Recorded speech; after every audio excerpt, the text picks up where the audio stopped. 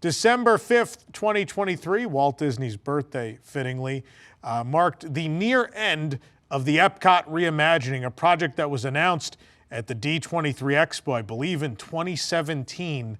And finally, all these years later, we are near the finish line. I have to say near the finish line. I thought I'd get to say we crossed the finish line, but just this week, Disney officially delayed Communicore Hall and Communicore Plaza until 2024. But that's a very small part that's left. But the rest of the reimagining is done. And December 5th marked the opening of the Center of World Celebration, the middle of the park, now called World Celebration. So from the entrance through Spaceship Earth, through the center and out to World Showcase and the Imagination Pavilion is World Celebration. But we've been missing the middle of that, in case you didn't notice, but the giant pit in the middle of the park, surrounded by black construction walls for, the last 5 years. That was finally completed. And as well, to cap all that off, they also had the debut of Luminous, the Symphony of Us, a new nighttime spectacular that would be the permanent replacement for Harmonious, which was meant to be the EPCOT Reimagining's permanent new nighttime show, but that didn't work out. We've talked about that already. And of course, it also replaced EPCOT Forever, which was not supposed to come back, despite having the name EPCOT Forever. Are you confused yet? Because I am. But anyway, we're going to talk about these last few phases of the EPCOT reimagining now in Tom's Honest Review.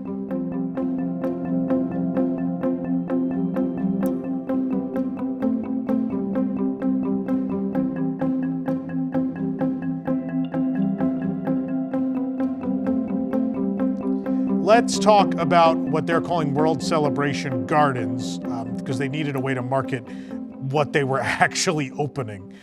They couldn't just say World Celebration was opening, number one, because Communicore Hall and Plaza are part of that, and they're still not done, and because also pieces of World Celebration have been functional. They've been operating, right? And new pieces at that, right? We've had the Creation Shop for quite a while. We've had Connections Cafe and Eatery for a hot minute. So, yeah. But what opened was, again, the very center, if you will, the heart of what was Future World in EPCOT, where you used to be able to find the Fountain of Nations and Pin Central, and way back in the day, reflecting ponds. We're going back to 80s EPCOT. And I need to talk about that because I think I saw something pop up from All Ears where they said that the middle, when it's illuminated at night, the World Celebration Gardens area remind them of OG EPCOT. OG EPCOT wasn't 90s EPCOT. OG would mean original, and that would be 80s EPCOT, which didn't have that. There wasn't light in the ground in 80s EPCOT. There actually was this weird choke point caused by two reflecting ponds behind Spaceship Earth that eventually became an area like a little garden and the electric umbrella. Regardless, I digress. But this area is open. It's broken into sections, I guess. There's Dreamer's Point, which has the Walt the Dreamer statue. There's also there's a Creations Garden. There's a Connections Garden. There's a Communicore Garden. And then an Inspiration Garden, which gets its name from nothing. It's the only one that gets its name from nothing in the area. So, these four gardens surround the central EPCOT logo, which is in the ground. It's made up of what are these rings that will illuminate in the evening. And in this very center, the globe portion of the EPCOT logo is made out of a planter, which has a very unfortunate look to it that I cannot say what it looks like here on the show. But if you go on social media, you'll surely find what people are saying about it. And I don't necessarily disagree. So, when I arrived this morning, first stop was Walt the Dreamer, right? I knew that's going to have a line. Let's go get a photo with this thing and go see it up close. So I get in the line and we wait and we go up. First thing first, the dedication plaques, right? Which I always think it's cool when you go to something and the dedication plaque is now. That's such a cool moment in time. I'll never forget, back when I used to be on the media list, we got to do the rededication of California Adventure, and it was cool to see Bob Iger for the first time, this little moment on Buena Vista Street. It wasn't part of the media event. It just was happening while we were in the park. And Bob Iger is standing there when they pulled the tarp off of the new dedication plaque, which said June 15th, 2012. This was on June 14th, so it was actually the day before. But that was a cool moment. It's cool to be a part of history. Those moments are always interesting. And so one side, the plaque nearest to Walt, because he's off center to the left, has the date, and it marks the date. And then the other side has half a quote about EPCOT. And I'm not entirely sure why it's half a quote about always being a state of becoming. I don't necessarily get why they didn't just put the whole quote, but okay. Either way, it's a nice sentiment, and it's it is what it is. So we already talked about on news today, we talked about his backdrop, right? So what's interesting is his backdrop, the back of this giant concrete bench, and the floor in front of him, and even a little bit of the pavement behind that you can't really see from that area, but if you go behind, the bit of pavement behind him is all this homage to EPCOT, the city. For those that don't know, because I know we have some WIGS members watching us record this live, someone brought up that they're a Newer Parks fan. I want to make sure they understand the historical significance here. EPCOT was going to be a city. And there's a very famous film. It's called the EPCOT film, which it's required viewing if you're a Disney fan. You should go watch this. It's tremendous. Marty Sklar, legendary Disney Imagineer, wrote the script for Walt for that special promo video, whatever you'd like to call it. And it's Walt talking about his city of the future he's going to build. In case you know, EPCOT was going to be a real city when Walt was alive. And of course, he died just a few months later, and it never became a city, it became a park. But in the special, he shows the layout of the city, how it would be laid out, this circular design. And you'll see that emulated in basically the northern portion of his circular EPCOT Center map is behind him, and it continues out onto the floor below him. And then the outer roads are kind of mapped out in the pavement behind the bench as well. This is cool because from a storytelling standpoint, I like the idea of Walt dreamt of EPCOT, and this is what the dream was when he was alive. And then time went on and it evolved and became this thing.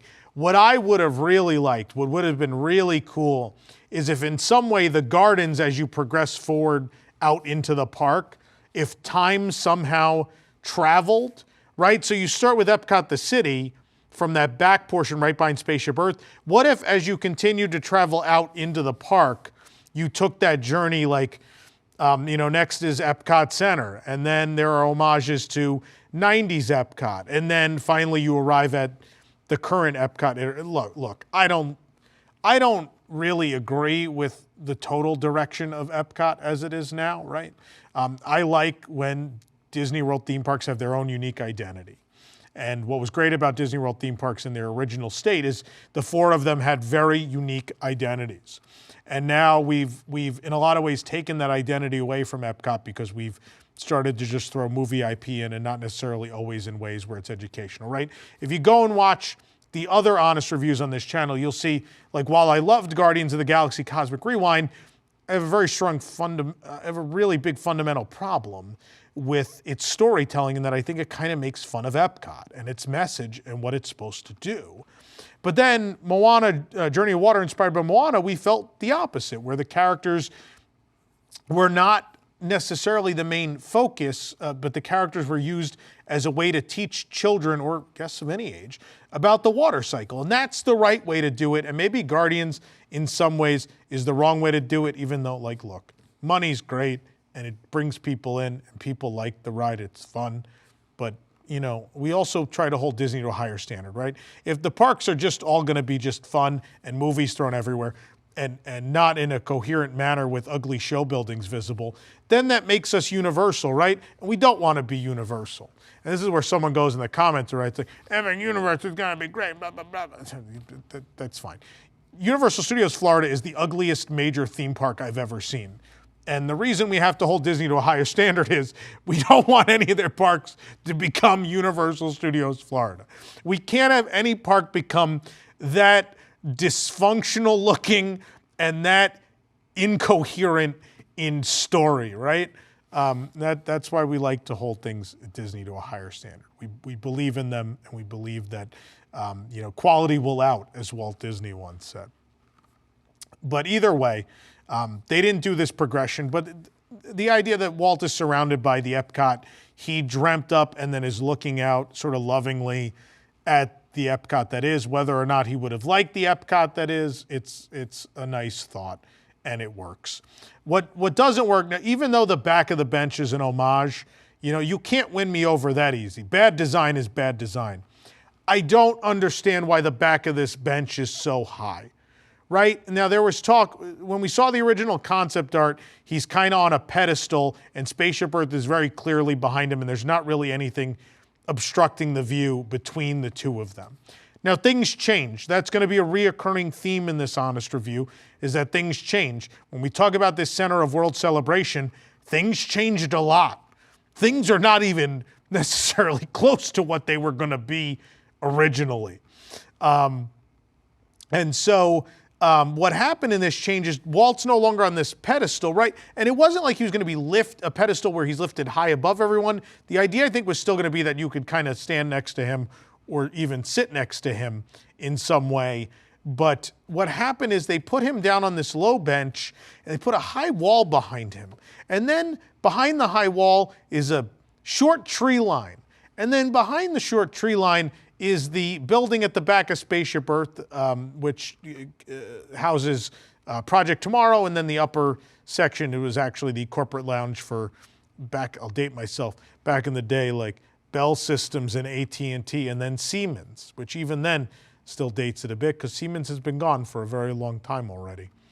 And then you see Spaceship Earth. So there are all these layers in the way that degrade the quality of the photography, right? So if you take a photo of just Walt and you on the bench, it's going to look cute. I think when you try to get Spaceship Earth in it, it's weird, because you get like this sliver of Spaceship Earth, and you get all these slivers of all these other things that are not terribly photogenic nor interesting in the middle. But part of that is that's not the way things were going to be. Like the earliest version of all these plans, when we were getting Spaceship Earth, Our Shared Story, which was going to be the new version, they were, I think originally, this was never, I don't think they ever showed this necessarily, but there was a point in time where they were moving the load and unload.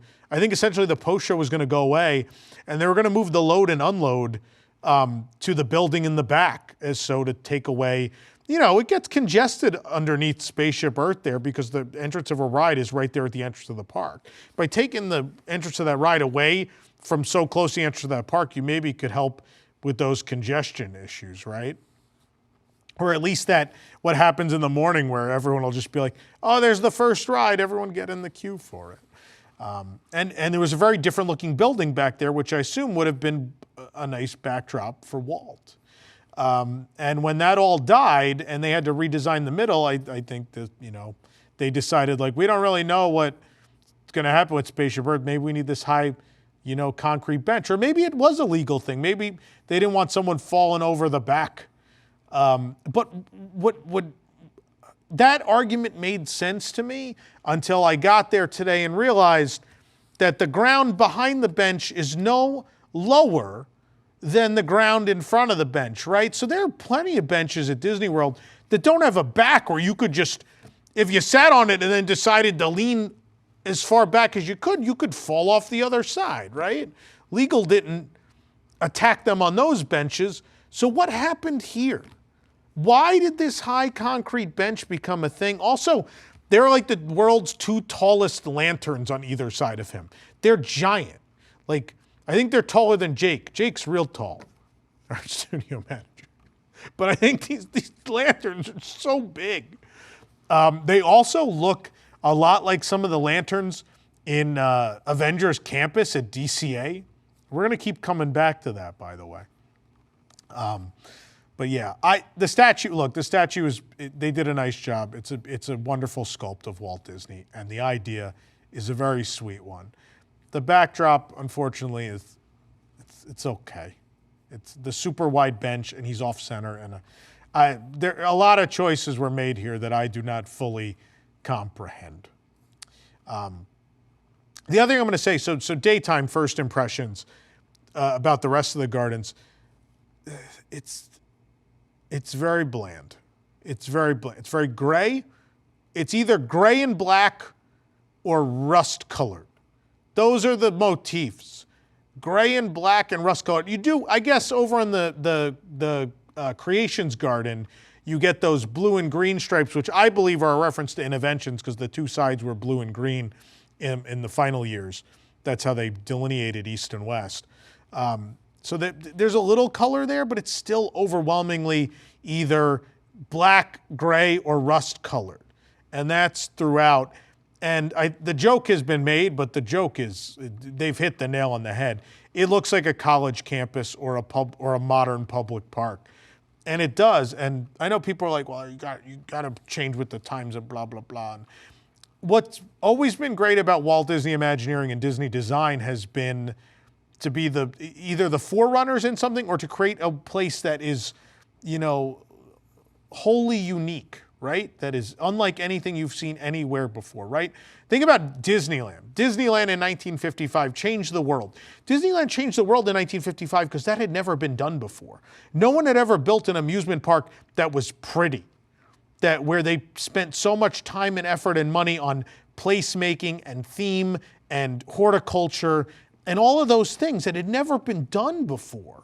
So there wasn't like, oh, well, let's use 1950s design aesthetics. Whatever's cool in the world right now, that's what we'll use as the design principles for the park. It's not how it went. It was, we're going to do something that's never been done before. We're going to build, a Main Street at the turn of the century. We're going to build the wild jungles of Africa.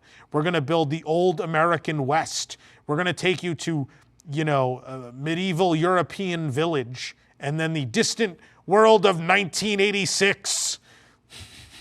That's what it was in 1955. That does not, and Tomorrowland's a fair point because Tomorrowland didn't lean into the aesthetic of the time because it was supposed to be the aesthetic of the future. It was supposed to be what the future is supposed to be. Now, does it reflect the view of the future in the 50s? Absolutely. But does EPCOT now reflect a view of the future from today? No, instead it's reflecting modern architecture, right? And so, look, some of EPCOT reflects 80s architecture, but all of it was very unique, right? 2 giant glass pyramids, the world's first ever freestanding geodesic sphere, that giant volcano or mountain-like glass structure on top of the land, the living seas with its interesting wave-shaped building. Horizons looked like a giant spaceship. These were all really interesting buildings that, yeah, sure, at times had 80s design elements, but very much were also their own things. So when you look out at this, there's things that I recognize as I'm like, well, that furniture looks like furniture I've seen at my college, on the college quad, right? Or that furniture looks like what I've seen at this airport. Or this planter looks like something I saw at the, outside the TWA hotel at JFK. Everything I saw there reflected something I had seen somewhere in the real world, which is not necessarily what Future World or now World Celebration necessarily is meant to, I guess it is. They're not calling it Future World anymore, but what is the theme of the front of the park then? Is World Celebration just a celebration of the world? Because I thought we were celebrating the world already in the back. Isn't that World Showcase? We're already celebrating the world. So what's this celebration in the middle? I don't get it. Right? There's World Discovery, which again leans into those EPCOT themes. It's discover, learn about transportation, learn about space exploration, learn about the Big Bang and Marvel. And then World Nature makes sense because it's the land and the seas. But I don't really get what World Celebration is other than it's the entrance and it's sort of the main street of EPCOT. So, look, it achieves some things. The center of the park achieves something. We're not going to talk about nighttime yet, but daytime, You know, you've added a ton of very nice outdoor seating for the Starbucks location, which anytime I've been in there, I've never been able to get a booth or a table. So I'm sure in the mornings especially, that will be very welcome. That's great. You've established the Creations Garden very clearly has 2 pads that look like they could be home to festival kiosks. So you definitely have more space in the middle of the park to make room for some more festival kiosks and to take some of that pressure off of World Showcase and all the festival booths back there, right? Then you have Communicore Gardens, which, you know, there's not really going to be food and beverage over there, but there is sort of this neat hangout space in front of there. It remains to be seen what the real purpose that will be, other than, because it's a lot of tables and counters, so it really looks like it's meant to handle people with food and drink. And certainly you could, you know, if you go eat at Connections, whether cafe or eatery, you could trek with your tray all the way over there if you really wanted to. You certainly could. And then what's interesting is there's sort of an entertainment space, which doesn't, when you walk through it, doesn't feel like an entertainment space, and that's Inspiration Garden, which just has these big, rusty, I don't know what to call them other than big, rusty metal trees or canopy. I don't know what to call these things. But even the floor kind of, so the theme on the flooring is kind of like it's cracked and it has all these geometric shapes punched into it, and they're punched into these big rusty things too. But we saw, so Daisy was doing meet and greets and Pluto was doing meet and greets in there in the morning. So they're using it for some stuff. And the other thing that's happened is now that this is open, we're starting to see how the park is going to utilize it. Jameters. Jameters, I saw them in a couple different spots along the left side of all these gardens today, which I thought was a nice use of the space, so that it worked really well. At these sort of crossroads of the park where you can, you know, cut across and go, you can go every direction in the park you can go from those crossroads. And so it was nice, you know, at that sort of central meeting place. And that's sort of the whole thing. It feels like this is a big central meeting place. It's a lot of seating and space for all sorts of different things. They've given themselves a lot of room to grow with a lot of flex space. They certainly could, I think they've prepared for the future nicely in that if we want to put festival booths out here, we can. If we want to put a musical group or entertainment out here, there's space for it. There's several options. So yeah, at times it's going to feel kind of like an empty space, and it's going to not feel alive, and it's going to be the responsibility of EPCOT and its management to make the space, continue to make that space feel alive and utilize it, because otherwise during the day it feels real dead because there's no movement. There's no kinetic energy because you don't have a water feature. We don't have a fountain anymore. The Fountain of Nations is long gone. Right, and in a previous iteration of this remodel of the area, there was going to be a smaller musical fountain. You may remember seeing that in the EPCOT experience. You could see that concept art. It would display on one of the walls at one point, and that didn't make it. So there's no water features. There's no moving pieces whatsoever, at least in the daytime. And so it feels like kind of a big dead garden. I think it's kind of drab and it's kind of lifeless, and I really don't like it during the day. Now, when we went back tonight, that was a different story, and it's kind of the feeling I had in the morning. I was like, I saw where all the lighting was, and I was like, this is probably going to be pretty neat at night, but man, during the day, it's just not working. But at night, there's a lot going on. Right? So number one, the weirdest thing, light up grass. Apparently someone said this was a thing at Village Nature in Paris, which I still haven't taken the trek over there despite all my trips there. I need to go over and check that out. But they said this might have been a thing there. I'm sure it's a thing in many places, but there's light up grass. I was sad the light up grass does not interact with everything. So for those of you that don't know, obviously, they've been doing the light show on Spaceship Earth since October of 2021 now. It's called, at one point it was called, you know, people called it Beacons of Light. It was a Spectacle of Light at one point. Then Disney realized someone owned the rights to that. They stopped calling it that. So whatever you want to call the light shows on Spaceship Earth, that happened. And then the fountain interacts with that, and the lighting in on the structures around the entry courtyard, all interacts. And Zach Ridley and other people over time alluded to the fact that eventually all the lighting in World Celebration would cooperate with this, right? And so it all does. And so that this continues out into the lighting on the trees and those big light up poles on either side of the back of Spaceship Earth, and then into Dreamer's Point and throughout all the gardens, and even into the breezeway and such at Connections and Creations. There's a lot of lighting interacting with the shows and the background music and such. So there's a whole lot going on at night lighting-wise. My personal favorite, in the pavement by Walt at Dreamer's Point, they're just these little dots, and there's dozens of them. Dozens, and they go across the whole path, and they're super cool. And seeing that, I was like, man, I wish that just went through this whole area. That would be neat. Really like that a lot. Obviously, the big EPCOT logo in the middle lighting up and the big light poles, it's super pretty at night. And it does feel like a place for people to gather and watch it.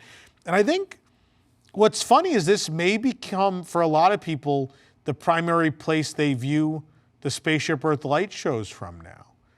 This might feel like more the viewing space for it, even though I'd still prefer the front. It's a very different show back here. Obviously, you get a little less Spaceship Earth, but you get a lot more lighting all around you. It's a bigger show. It's in a wider format because you're seeing the trees are changing color, and that floor in front of Walt, and the big EPCOT logo in the middle, and the light poles, and everything is just interacting with the shows. So this may become, for a lot of people, this may become the primary way of viewing those. But it definitely is better at night. Absolutely looks way better at night and will draw people in, and feels like this crossroads, this gathering spot, for the EPCOT community. So, vast improvement. We'll see we'll see how much more life Communicore Hall and Plaza breathe into this. It'll be interesting to see, because we're still not seeing the finished product. I mean, obviously, a lot of walls are gone and a whole lot of space open, and a very small section is not, right? We have essentially one real big building hasn't opened yet, which will contain the Mickey and Friends meet and greet, and Communicore Hall, which is sort of a flex event space, and then Communicore Plaza, which is kind of an entertainment flex space. We'll see how much life that breathes into the area. The other thing I want to talk about is we finally got some original background music, right? When they redid the entrance, they went on and on about how they curated, a list of existing music that they felt fit the spirit of EPCOT. Many people have referred to this as the Spotify playlist, and it was a lot of unoriginal music. It was licensed music, like a Spotify playlist. That's where it got the name. And so people were okay with this loop, but a lot of people didn't like it. Obviously, the greatest loss in the EPCOT reimagining is the Interventions area background music loop, right? Like, that is burned into everyone's minds, right? Tremendous composer on that, by the way, Russell Brower. Russell Brower not only did the Interventions loop, also the main score and all of the background music for Journey to the Center of the Earth at Disney Sea. Go listen to it. Tremendous stuff. Russell Brower then went on to work, I believe, World of Warcraft. He's done a bunch of World of Warcraft music, and it's really that he's made a real name for himself in that realm. But before that, he did a bunch of theme park stuff of real, great quality. So finally, to replace that, we finally got a new music loop. Pinar Toprak, who's most well known, I think, for doing the score for, at least in the Disney realm, Captain Marvel. That's how she got into the company. And from there, pretty much became the composer of EPCOT. They decided EPCOT would have a composer. You may know Pinar's work also from, this is not a joke, these are the other things she's known for. Thursday Night Football, which is the one I think on Amazon, is that right? And then also the Paw Patrol movie. That's what mostly, and a number of other movies, but that's the most famous stuff I can come up with. But Pinar was tapped way back to do the EPCOT theme. And so at D23 a couple years ago, Pinar was on stage and performed this EPCOT theme, right? And we heard this EPCOT theme again when the Beacons of Light, Spectacle of Light, whatever you want to call the Spaceship Earth show, the main one, that's the EPCOT theme in that show. And finally now we have that theme everywhere else, because it is this whole loop. That theme just comes back in over and over and over. I want to hate this loop, but I can't, because it ticks a box that I like when the parks have a unique personality, and giving a park a theme song gives it a unique personality, right? So I like that you have this thread that connects everything through, it travels through your whole park day, right? You hear it in the background music, and then, you know, the lights on Spaceship Earth go up and you hear it again. And then there's even a little bit of it in Luminous. And so the EPCOT theme is ever present, just as the original EPCOT theme was. We've just begun to dream. And I like when parks have this kind of thing going on, the Disney Sea theme and the port themes. I'm trying to think what other Disney parks have had. I mean, on and off, the Magic Kingdom parks have had theme songs. But I like that thread. I like that thread continuing through the day, and I like it gives this park some of its own unique personality. So, you know, I do think the way we fell in love with the Interventions music, or you fell in love, if you're from the 80s, lived through the 80s, you fell in love with the Epcot Center theme. I think there'll be a generation of people that this is their Epcot, and this is the song that makes that connection for them. And when the next generation decimates their Epcot, this is the one they'll be nostalgic for. And we'll all argue about which Epcot theme was the best. You know, us super old people, and then you'll then be old, younger generation, and then you'll be the ones like me yelling at the young kids about how their Disney parks are not good. But anyway. It's a good background music loop. I don't dislike it. I think it sets the proper tone for the park. I think if it was a park filled with things I loved, like Horizons and Journey to Imagination and that stuff, I think it would still have that uplifting, exciting optimism. I think it strikes that chord, and it works. So good on Pinar for that. It turned out pretty well. But in total, my final thoughts on the Center of World Celebration are, it's dead and lifeless during the day, but it's fine. It's standard. And then at night, it elevates itself above standard and becomes something special and interesting and worth visiting, for sure. Only other thing worth noting that I could think of is they tried to tick a lot of boxes, right? There was, people are sad about the light up floor being gone. People are going to be sad about the big Epcot Center logo that was in the pavement on the way to World Showcase. People are going to miss like all these little Spaceship Earth things that we're getting rid of in the middle. And so they tried their best to do things that replace those for people, right? So they put a bunch of light up floor in, and I think it's not fiber optic, but it's there's more of it, honestly, and I think it works perfectly well. Then they put the big Spaceship Earth, which is supposedly based on the one from the 1982 park map. That's all the way out on the way to World Showcase where the Epcot Center logo is. And then, of course, we got the Epcot Center logo, the big version of that in sort of the pit in the middle. I call it the pit because it changes elevation. So when you go behind Spaceship Earth, then it all starts to slope down into this pit, which is ADA compliant thanks to a series of handrails that go down those main paths. I can't imagine if you're in a standard wheelchair, you really want to just let yourself roll downhill into Epcot, but they made it ADA compliant, so you could. Into the pit. And yeah, so all those boxes were ticked, and so it seemed like people cared. So, you know, the first version ticked less of those boxes. The first version they envisioned of what World Celebration would be, and I'm sure many of you remember this. Maybe this is new to some of you because it's been so long. But the original incarnation, obviously there was that big giant 3-story tall festival pavilion, but also there were a lot of other different things there. There were different gardens. There was a beer garden. The Mickey and Friends meet and greet structure was a separate building off to the side. Dreamer's Point looked a little different. It all was a little different, and the layout was very different.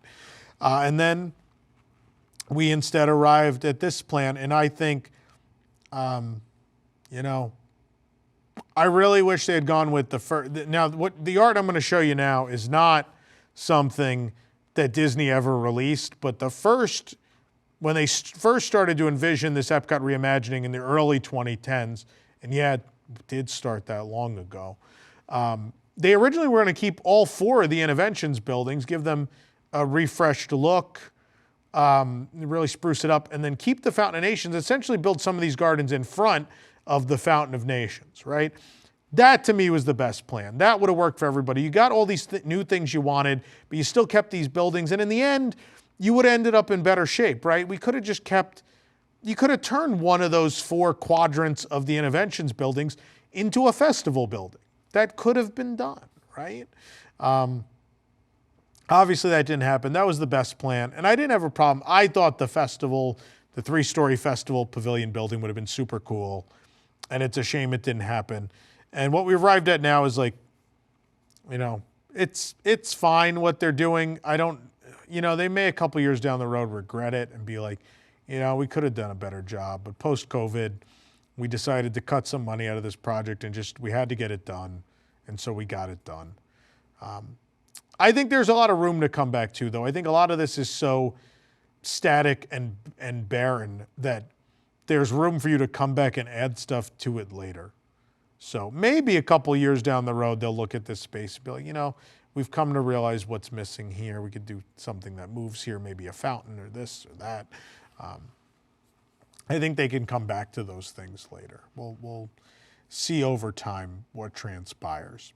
So either way, the middle of the park's finally open. It's nice to not see those construction walls everywhere. Obviously, they're still around Communicore Hall and Plaza, but in the grand scheme of things, that's way less walls than we've seen at EPCOT in a very, very, very long time. Remember, the first construction walls for this project in total went up in 2017, August of 2017, when the Universa Energy closed.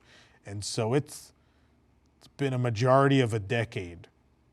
This park's been under heavy construction. So finally, it is nice to reach near the end of that. Moving on to Luminous, the Symphony of Us. What a weird and wild story. So Disney decides after 20 years to end Illuminations, Reflections of Earth, one of the longest running fireworks shows in the history of any theme park. They decide to end that show, a very popular show, and a show that changed the industry forever in many, many ways.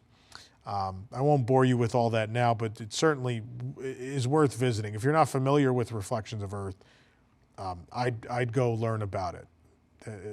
Spectacular, spectacular show. So they decide in the Bob Chapek era that the park is going to be, what was the mantra? The park's going to be more Disney, more family friendly. I don't even remember this mantra anymore, but it was like more family, more Disney, more timeless, whatever it was, this mantra. But basically meant like, oh, if we put IP in and don't base it on like what might be around the corner, then none of this will age and we don't have to replace it every 10 to 15 years, right? That's the basic idea. And also we really want to put IP in everything. So as part of that, Bob Chapek infamously pitched for the new nighttime show. He's like, what if it was a Disney music concert? And, all the, creative executives went along with that. Oh yeah, Bob, sure. We're going to do a big Disney music concert from around the world in the center of the lagoon. That'll be our new nighttime show. And somehow in the process of that, they all decided like, oh, what if we overbuilt some crazy barges and we overbuilt them so much that you can't even bring them in and out every day. They just sit there in the middle and ruin a view that was just absolutely perfect since 1982. Let's ruin that. And so they did. right? And we can have this, we could sit here and have this argument. I know half of you are going to be like, I loved Harmonious and blah, blah, blah, blah, blah. And half of us are going to be like, no, you're dumb. Here's why Harmonious is bad. And we're all going to argue. And you know, we might all be a little bit right? I think those of us who didn't like Harmonious have fair points. I think those of us who did like Harmonious have fair points. And the truth is somewhere in the middle, right? It wasn't a perfect show, but there may have been enough there for some people to love. Either way, there were enough financial problems to be where, to the point where they decided like, oh, that permanent show is now only going to be around for the 50th. And when the 50th anniversary of Walt Disney World ends, that's the end of Harmonious, which was a moment at D23 where I stood up and clapped. I was just glad it was going to go away, and they were going to get. And they didn't say the barge was going to go away, but we told you pretty quickly on News Today that we knew they were going to go away, and they did. And Disney took like a $230 million tax write-off on that show. And so in the meantime, they're like, we're going to bring back EPCOT Forever, but we're already working on a new show that'll celebrate 100 years of Disney. It's a new show. It doesn't actually connect to the celebration. It happens to be debuting during that little promotion, even though that promotion technically ends in like 26 days. So did it really? It kind of debuted for it, I guess. Whatever.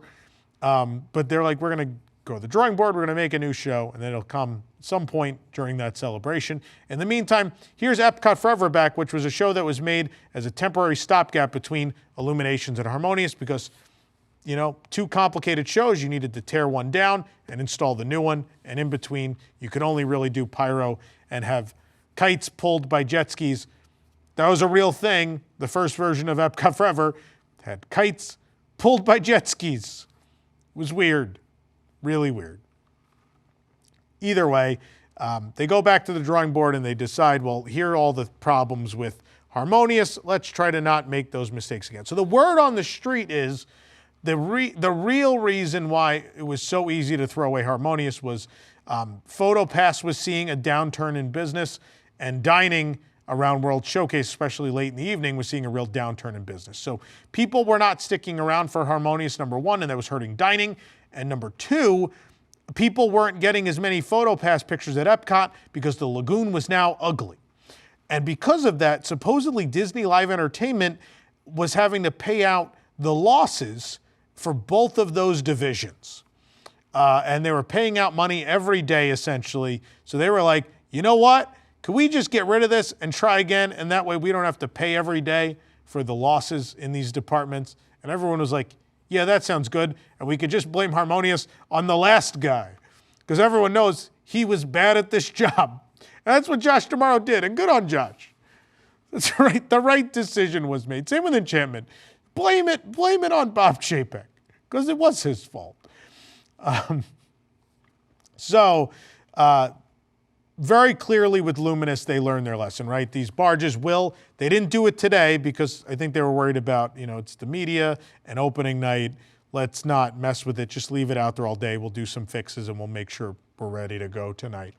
But what will happen is we'll go back to the way things were before, where the barges will travel in and out of World Showcase Lagoon every day. So they will, from that marina behind the African outpost, that bridge will raise near China, and every day those barges will come out, and then at night they'll go back in. And that's the way it's meant to be, so you can enjoy that gorgeous view across that lagoon as all those legendary Imagineers envisioned. You get to enjoy that once again. What's interesting, though, is the setup once the show is set up. They've got these, again, they're kind of like the taco barges from Harmonious, but they're way smaller. And they make a formation in the middle, and there's another central barge in the middle, too. And then there's all these little tiny barges all out in the lagoon, which makes for a interesting setup that in some ways reflects the Illumination shows of the past, and in some way charts its own course. It does its own unique thing. And in a little bit, it is somewhat something to learn from Harmonious in the setup, in that they do have this sort of central focal point. But then again, they also learn from Harmonious that, well, if we do screens or projections, then they only face certain ways, and so not everybody gets the whole show, so let's just stay away from that, right?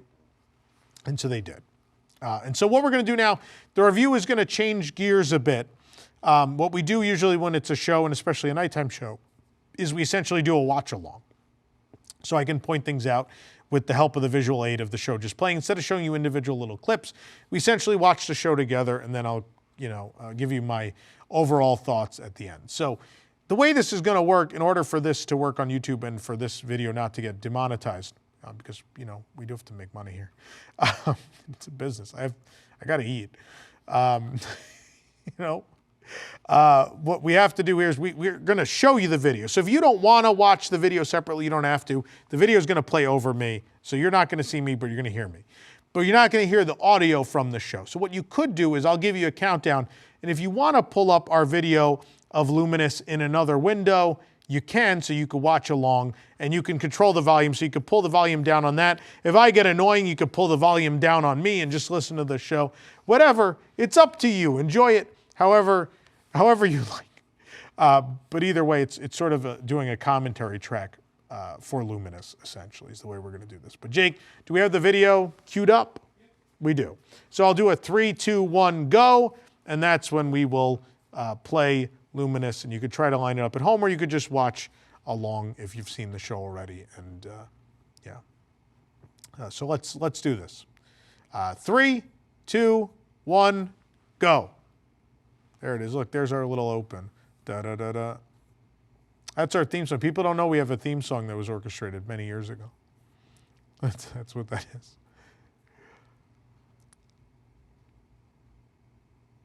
So the viewing area I had was the front of World Showcase, so sort of between Canada and the store there, close to the boat dock there, the Friendship boat dock.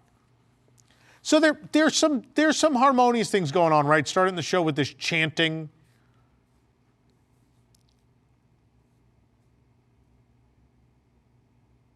We got the torches; those have stayed through from Illuminations, Reflections of Earth. We have the perimeter launches from the shoreline, which again also from Reflections of Earth. But this opening, the greetings from countries around the world, this goes back several Illuminations. This is a classic thing that is now back, and a very nice touch and a nice way to welcome you to the show and to World Showcase Lagoon and set the tone. There they all go at once. Now you're starting to see the apparatus in the middle, right? All these barges, what they're doing. There are a lot of lights on there. There are a lot of fountains. And what they've done is by converging all these barges, I think they've finally found a way to do the World of Color style fountains without building a platform, right? So a little bit of background.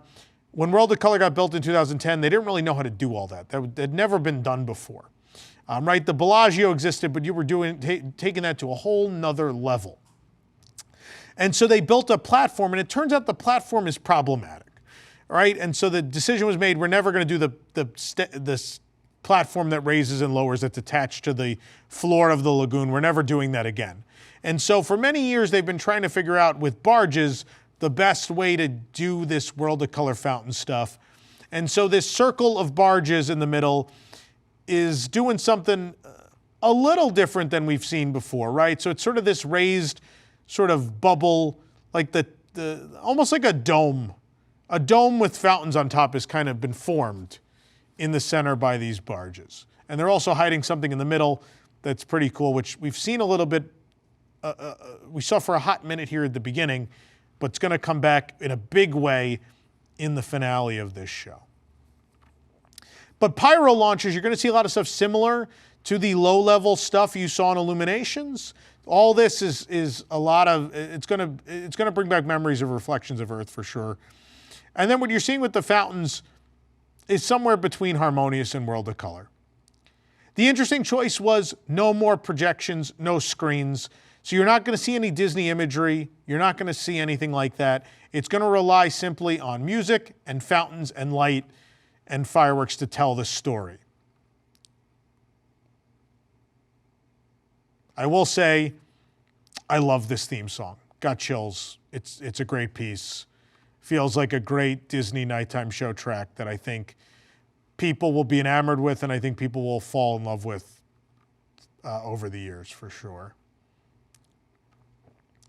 Also, I love, Harmonious was kind of incoherent, right?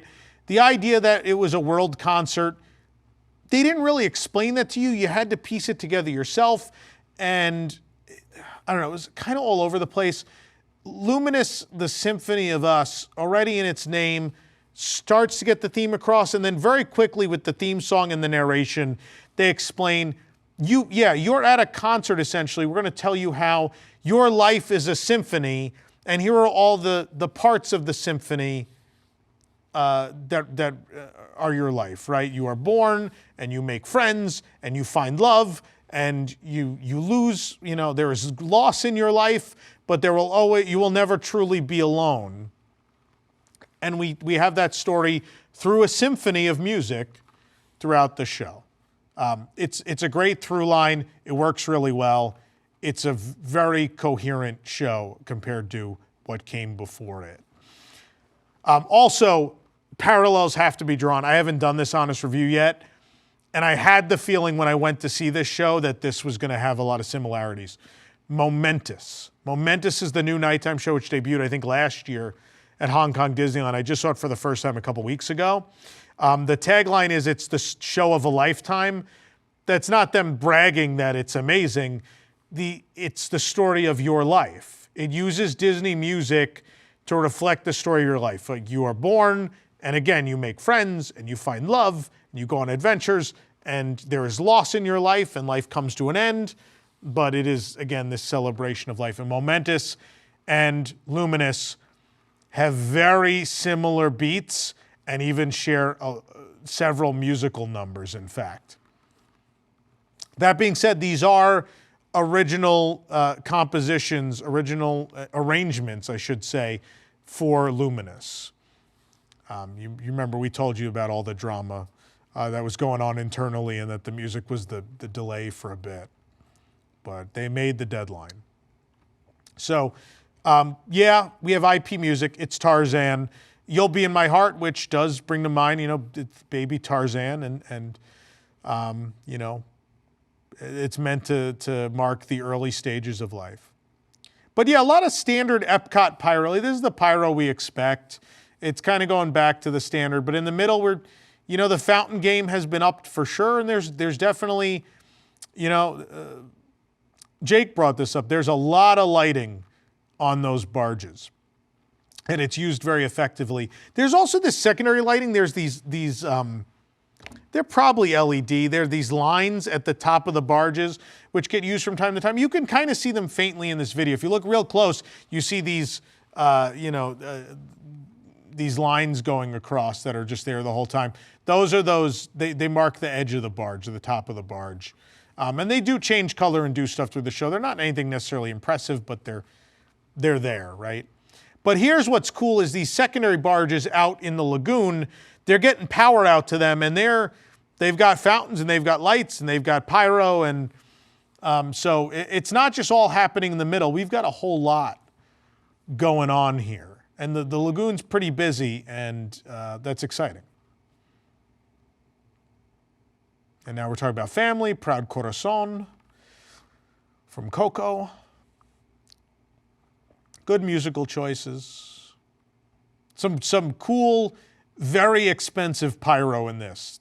No expense spared in this pyro. You're going to see some stuff that's a little different from things you've seen before. Especially for low-level stuff. I mean, this is cutting-edge stuff.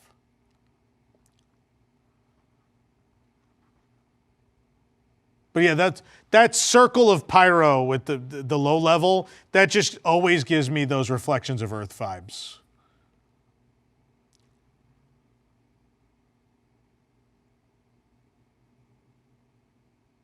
So now, here's the part we rely to, they hit the nail on the head with Happily Ever After, and since then, they use Happily as a template too often. Right? So Happily doesn't tell the story of life. Happily tells the story of you reaching your happily ever after, but it turns out some of those story beats are similar, right? And, making friends and finding love are in the happily ever after beats too.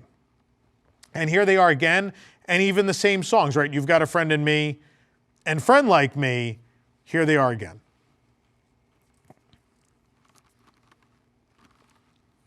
You know, I could do without those two songs being in every nighttime show.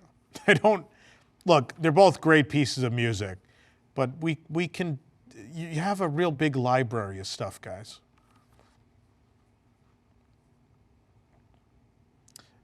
Now we're getting into the love section. Can you feel the love tonight? You've also probably heard there's a point or two in which they go back to the harmonious thing where there's music in other languages. When I heard that early on, I was like, oh no, don't do it again, right? And that was look, I know it's World Showcase and I get it, but there's nothing worse when you recognize music and then you want to sing along and then you can't because the lyrics aren't what you expected them to be, right? And that was the problem with Harmonious. I think it constantly ripped the rug out from under you. As you'd start singing along and then it'd be like, nope, language you don't know. Which I get the decision, and on paper it made sense. Then when you watch the show, it made you kind of grumpy. It kind of, you know, it made you disconnect from it a little bit.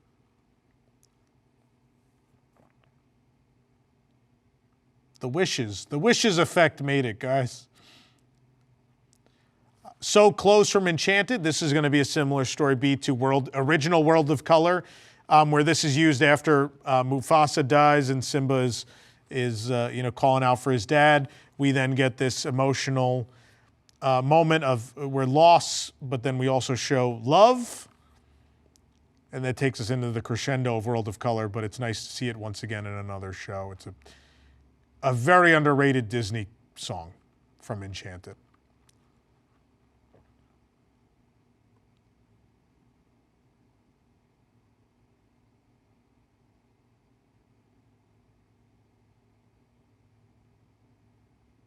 All right, now we're going to get to the sad part, which what I like is that we have emotion in this show. I like that we feel things.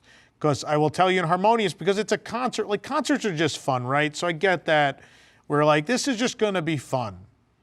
And maybe you're not going to hit some strong emotional note, a little bit in the final song of Harmonious. But now we're talking about loss in life. And, you know, is there a sadder song on this planet than When Somebody Loved Me? I skipped this part of Toy Story 2. I cannot deal with it. And then also Recuerda Me is going to come in. That's Remember Me. And the reason you may not register that there are two portions of the show where we switch languages because Recuerda Me it's on the soundtrack, right? In Coco, so it feels natural. It doesn't feel like we've switched languages because you're used to hearing Recuerda Me because you've heard it before. So I think it's weird that there's only these two short portions where they decided to bring in a little multilingual. I think it should have just been left out at that point. And obviously, you could have left Recuerda Me because people know Remember Me in that way. That's fine. The one earlier we probably could have done without.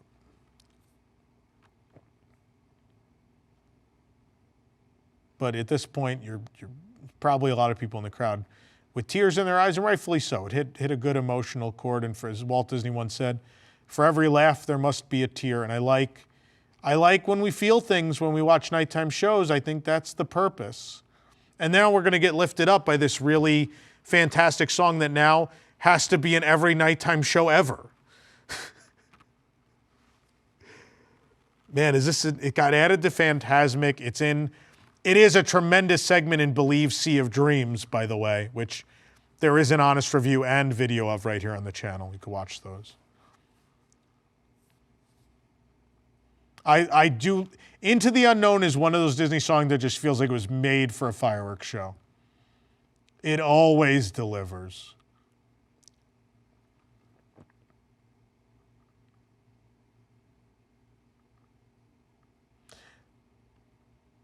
But I do like this note, we're never alone. And then it's like, you know, when you have loss in your life afterwards, you know, you feel lost, right? And so you are kind of heading into the unknown. And then we're going to bring it into the big final number. It's a great transition. See the light. We've found our way. Again, this is another beat. A lot of these are beats you've seen in a lot of shows. And some in Believe, See a Dream, some in Momentous, some... It's a potpourri, right? Like, Disney Live Entertainment has seen what works and what doesn't with all these Disney songs, and now it does seem like they kind of just go to they go into the box and they're like, oh yeah, you know, Into the Unknown, that's worked really well. Let's plop that in here. You know, oh, let's see the light with these, you know, you're just going to shoot fireworks, just, you know, big gold fireworks vertically into the air. Let's do that, you know. We've got these, it's kind of like a jigsaw puzzle. And we've got all these pre-existing pieces we're going to slap together. Don't get me wrong, there are moments in Luminous where it has its own personality, but more and more with the Disney nighttime shows, we're seeing a lot of, you know, a lot of borrowing of ideas. But we're going to get back to the original music, which is great. I love when we get great, new, original Disney nighttime show music. I will say, look, I'm the biggest proponent of projections and screens. I do feel like, and I know they tried to say we don't need to use projections or screens in a show. There are a handful of slow moments where it would be nice to show the audience something other than these fountains that are, you could do it in World of Color, right? Because the fountains are close. They're real close to people. They're kind of far from you in this show, and so those segments can feel a little dead because even though there's so many fountains going off, they're not in close proximity to you. So there's like a minute of this show I would have liked a miss screen with something on it, but I also respect their decision to not do that. Now we're going to see something. There is a cool effect in this finale. We haven't seen a whole lot of crazy new stuff in this show, which is weird for a new nighttime show. But we're about to see something very different, which was alluded to in the concept art, and we wondered how they were going to do it. Well, we found out. Here you go. This pyro, I don't even know what you want to call it, this pyro device in the middle that's going to send out pyro in all different directions at low level. And it's going to do something even cooler than what it's doing now, even cooler than these fans, if you want to call them that.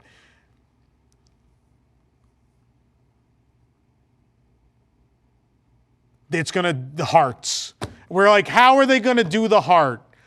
It shoots heart shapes out towards guests in pyro. Phenomenal. Show-stealing moment.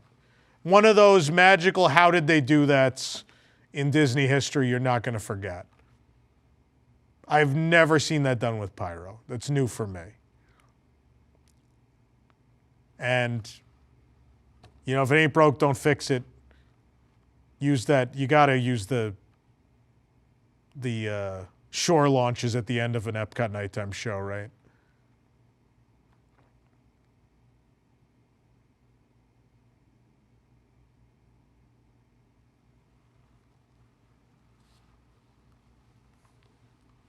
And there you have it. That is Luminous, the Symphony of Us. You know, I will say, you can take the video down, yeah. I will say, I'm going to take that audio down, it's still playing. I will say this. I think with the time they had and the budget they had, and having to replace Harmonious with certain number of parameters in place, right? We need to show that everyone can see from every angle, right? That was a Harmonious complaint. People said there were plenty of bad angles, and there were, right? The time I took my parents to see Harmonious, and they both, you know, they were both using ECVs at the time. And so we got to go into the ADA section, the handicap section. And so I put them in the front and I stood in the back and I watched from there and I went, oh, this must be where they programmed from because it looks real good from here. I like this show, it turns out. And every other time I watched it from somewhere else, I'd always just be like, this show just isn't working for me. It's just not working for me. And so that's why they decided, like, we need to show that wherever you are around the lagoon, you have a good view and you're seeing what everybody else is seeing, right? And they achieved that. And they also achieved not having a bunch of infrastructure sit there during the day, right? And that's going to limit them in some ways as to what they can do opposed to Harmonious, but that doesn't limit them as opposed to what could be done in Illuminations, Reflections of Earth, right? Because that's how Illuminations worked. And so what you have here is something that feels, this is going to sound kind of mean, and I don't want to knock the creative team because I think they did the best job they really could, and I think they did a good job. But I think what you have here is something that feels sort of a generation behind. It feels like an elevated, a much more coherent and much stronger show than Epcot Forever, but in some ways it does feel like a temporary show. It doesn't feel like, Illuminations was such a giant spectacle that I get it with Harmonious. They tried to make they were like, well, we have to build to top Illuminations. We need a spectacle even bigger than it. And their thought was, well, we'll build this first of its kind giant show structure with this big ring and these barges around it. And look, we said it before, the infrastructure for Harmonious was cool. Nothing like it had ever been done. Was it executed well and did it belong in the middle of the lagoon? Maybe not. But something was attempted that had never been attempted before, right? And so this show is like the cleanup. It's we have to fix the problems and make a show that at least people will love enough to stay. And I think they achieved that, but it feels a generation behind because outside of some cool lighting stuff and that, you know, that pyro, I still don't even know what to call it, that pyro arm that raises in the middle and does that stuff mostly towards the end of the show, including the hearts.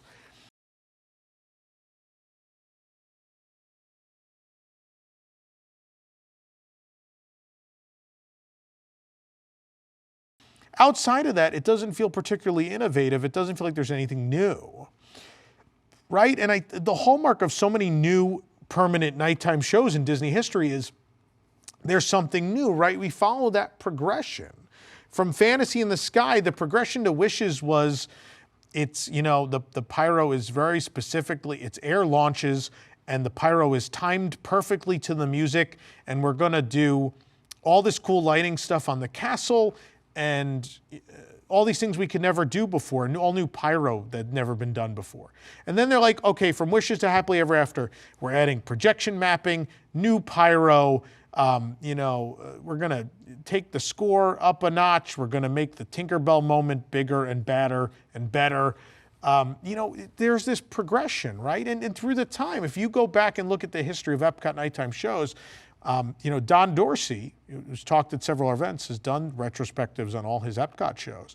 There is this progression of the Epcot shows where they get bigger and bigger, but each iteration introduces a bunch of new things that never been seen before, right? If you go from the first Illuminations through Illuminations 25 to Reflections of Earth, through all those versions, each one takes it up a notch with a number of new things that never been done before. Reflections of Earth, they're like, could we put a bunch of torches around the lagoon perimeter? Could we put launches on the shoreline shooting in?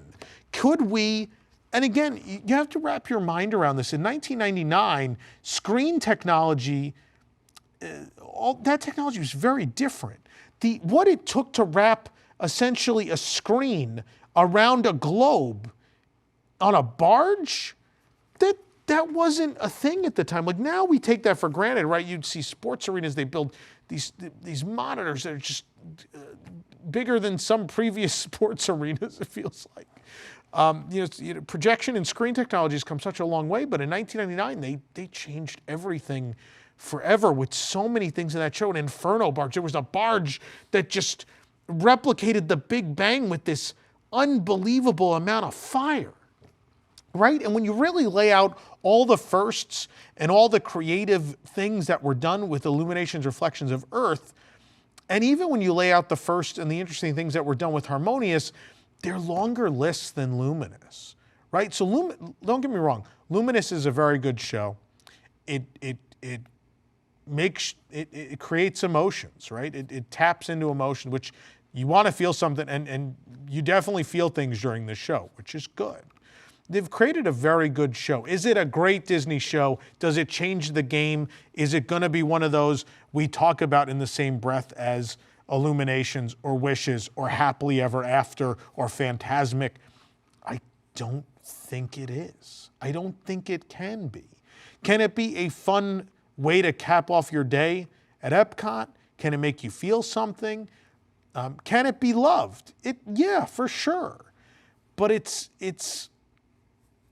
doesn't attempt to change the game, which has always been the hallmark, I think, of nighttime shows. Disney Live Entertainment, to their credit, I think every time they come out the gate, they at least try to do something or a number of things they've never done before. And in this, there's some of that innovation is there, right? In the lighting and in that pyro device, it's there. And even in a lot of these little barges that these independent barges with fountains and things. But it's not a revolutionary show. And it makes me feel like it kind of played it safe. And because it played it safe, I don't think it's going to have a super long lifespan, right? We ain't talking 20 years. We're probably talking longer than Harmonious because I think people are going to, I think overwhelmingly, it's going to have a more positive response than Harmonious. There's less to be offended about. And I think, again, it's more competent and coherent, and it tells a very good story that everyone can relate to. And everyone could also, no matter age, no matter what your age is, I think you could follow it, which is nice for a change. It just doesn't change the game, which is what I expect when Disney says we're doing a big new nighttime show. So it's a bittersweet, like, look, this could have been this honest review could have been a lot worse, right? And in both respects. The middle of the park could have, the story could have ended with it's kind of drab and gray and rusty looking. But at night it came to life and it had this saving moment, right? And same with Luminous, where it could have been Harmonious, where it's like, man, they really just didn't hit the mark, and it also like ruined most of my day in World Showcase and this and that. And it at least doesn't have any of that baggage. That baggage isn't present, thank God. And what you do have is at least a show that I would be happy to watch anytime. I really enjoy it. It's very good. And it's good enough for now. That's what I will say, is it's good enough for now. They can get a couple years out of it, and then when the moment feels right, we can go back to that formula. And I get it, right? You threw away $230 million. You're going to get them back in the tax write-off, but it's a business. It's a big corporation. So they weren't going to give these guys a Harmonious level budget again. And that's why I say, like, credit where credit is due to the creative people and the pyro guys and gals and everyone involved in this show. I think they gave it their all, and it shows, right? And a word that always gets brought up in these honest reviews is sincerity. You could always tell when the product is being sincere. And what I can tell watching this show is there's a sincerity from the people who made it, that they tried their best to give us a story that would resonate with us, to make us feel something, and to give us a kiss goodnight that we would enjoy. And they achieved that. They achieved that as best they could. I think it will make people happy. It just will not, it's not going to be Electrical Parade or Fantasmic or Wishes or Happily, right? It's not going to have that legacy. But it'll at least go down like with like, what are the early ones? Laserphonic Fantasy and New World Fantasy and those weird Epcot shows that at least people enjoyed, right?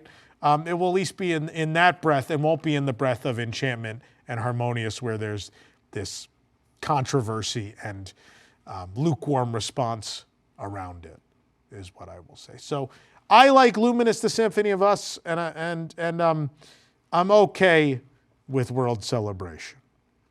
Let me know in the comments if you've seen Luminous, if you've seen World Celebration in its current form.